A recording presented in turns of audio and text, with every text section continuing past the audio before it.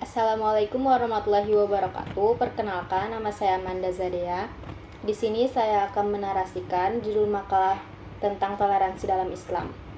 Pengertian toleransi secara luas adalah suatu perilaku atau sikap manusia yang tidak menyimpang dari hukum berlaku di suatu negara, di mana seorang menghormati atau menghargai setiap tindakan yang dilakukan orang lain selama masih dalam batasan tertentu. Sikap toleransi dapat menghindari terjadi diskriminasi seperti rasisme. Walaupun banyak terdapat kelompok atau golongan yang berbeda dalam suatu kelompok masyarakat, toleransi terjadi karena adanya keinginan-keinginan untuk sedapat mungkin menghindari diri dari perselisihan yang saling merugikan kedua belah pihak. Dalam bahasa Arab, toleransi disebut tasamuh, sikap yang saling menghormati atau saling bekerja sama di antara kelompok-kelompok masyarakat yang berbeda, baik secara etnis, budaya, politik, bahasa, maupun agama. Karena itu, toleransi merupakan konsep agung dan mulia yang sepenuhnya menjadi bagian organik dari ajaran agama-agama, termasuk agama Islam. Contoh sikap toleransi secara umum antara lain, menghargai pendapat, mengenai pemikiran orang lain yang berbeda dengan kita, saling tolong-menolong antar sesama manusia tanpa memandang suku, ras, agama, dan antar golongan. Istilah toleransi mencakup banyak bidang, salah satunya adalah toleransi agama. Dalam Al-Quran pun banyak konsep yang membicarakan tentang toleransi. Nilai-nilai toleransi Al-Quran dibagi dua. Yang pertama, toleransi kepada sesama muslim merupakan sebuah keniscayaan dan kewajiban wujud persaudaraan yang terkait oleh tali akidah yang sama. Yang kedua, toleransi kepada non-muslim. Terhadap non-muslim juga diperintahkan karena Islam mengajarkan perdamaian baik terhadap muslim dan non-muslim. Konsep kerjasama dan toleransi hanya dalam kepentingan duniawi saja, tidak menyangkut kepentingan agama seperti akidah.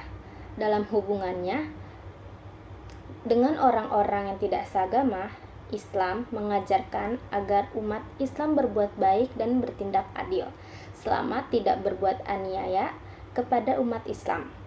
Al-Quran juga mengajarkan agar umat Islam mengutamakan terciptanya suasana perdamaian hingga timbul rasa kasih sayang di antara umat Islam dengan umat beragam lain. Konsep-konsep toleransi dalam Al-Quran adalah A. Bersikap toleran terhadap agama lain. B. Toleransi merupakan sikap terbuka dan mau mengakui adanya berbagai macam perbedaan, baik dari sisi suku bangsa, warna kulit, bahasa, adat istiadat, budaya, bahasa, serta agama. C. Toleransi juga menafikan pemaksaan dalam memeluk Islam. D. Toleransi sesama muslim merupakan kewajiban wujud persaudaraan yang terkait oleh tali akidah yang sama. E. Toleransi kepada sesama muslim dengan mendahulukan saudaranya atas dirinya sendiri. Selanjutnya, saya akan menarasikan judul makalah tentang akhlak. Pengertian akhlak berasal dari kata khuluqun yang berarti budi pekerti, perangai, tingkah laku, dan tabiat. Dalam Islam, akhlak mengacu pada perilaku, sikap, dan moralitas seseorang. Akhlak mencakup aspek etika, moralitas, dan tata krama yang diatur oleh ajaran agama Islam. Akhlak adalah bagian penting dari ajaran Islam yang melibatkan hubungan antara manusia dengan Allah dan hubungan antara manusia dengan sesama manusia. Secara bahasa, kata akhlak berasal dari bahasa Arab al-akhlaq yang merupakan bentuk jamak dari kata khuluq atau al-kholiq yang berarti A. Tabiat budi pekerti, B. Kebiasaan atau adat, C. Kesatriaan, keperwiraan, dan kejantanan.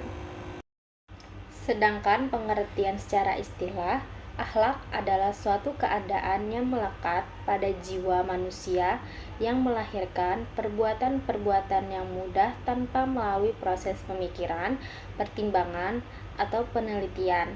Jika keadaan Hal tersebut melahirkan perbuatan yang baik dan terpuji. Menurut pandangan akal dan hukum Islam disebut akhlak yang baik. Jika perbuatan yang timbul tidak baik dinamakan akhlak yang buruk. Sebagian ulama memberikan definisi akhlak, yaitu akhlak adalah sifat manusia yang terdidik. Dengan demikian dapat disimpulkan bahwa antara akhlak, etika, moral, dan budi pekerti memiliki persamaan, yaitu bentuk perilaku yang sifatnya netral.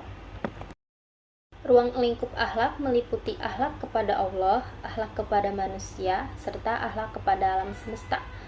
Dan dari sisi penyerapan, makna akhlak juga dapat menimbulkan perkembangan makna, yakni etika dan moral. Walaupun perbedaan ketiganya dapat dilihat dari dasar penentuan atau standar ukuran baik dan buruknya yang digunakannya. Ukuran baik dan buruk yang digunakannya, sedangkan standar baik dan buruk akhlak berdasarkan Al-Quran dan Sunnah Rasul.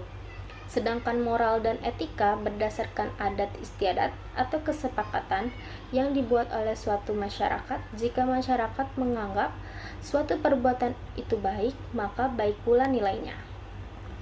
Tujuan akhlak, sebagaimana sudah diperintahkan dalam ajaran agama, tentu kewajiban memiliki akhlak mahmudah atau akhlak terpuji. Ini memiliki sebuah tujuan dalam pelaksanaannya. Hal ini dijelaskan Imam Al-Ghazali. Tujuan akhir dari akhlak adalah memutuskan diri kita dari cinta dunia kepada dunia dan menanamkan dalam diri kita cinta kepada Allah SWT. Maka tidak ada sesuatu yang lebih dicinta selain berjumpa dengan Allah SWT, dan tidak menggunakan semua hartanya kecuali karena dan untuk Allah SWT. Berbuat baik atau memiliki akhlak terpuji dalam kehidupan bisa dimulai dari diri sendiri terlebih dahulu. Manfaat akhlak. Setiap umat muslim yang berakhlak terpuji tentunya mendatangkan keberkahan atau manfaat lainnya. Salah satu manfaat yang bisa didapat oleh seseorang yang memiliki akhlak mahmudah seperti dicintai Rasulullah Shallallahu Alaihi Wasallam. Manfaat lainnya yang akan didapat oleh seseorang yang memiliki akhlak terpuji adalah berat timbangan kebaikannya di hari kiamat kelak.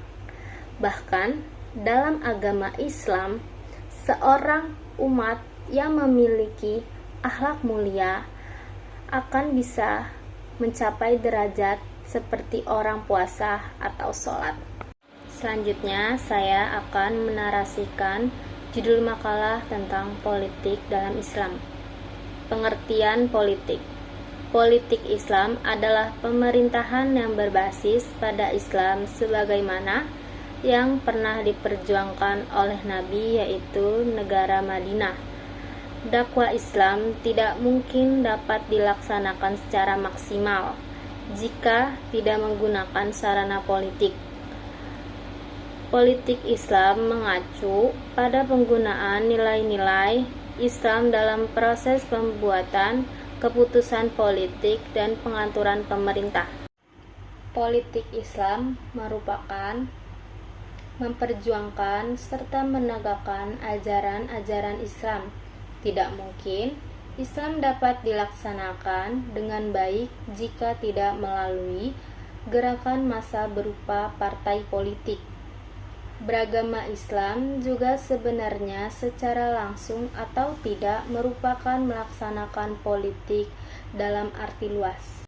Definisi politik menurut para ahli. Yang pertama, menurut Roger H.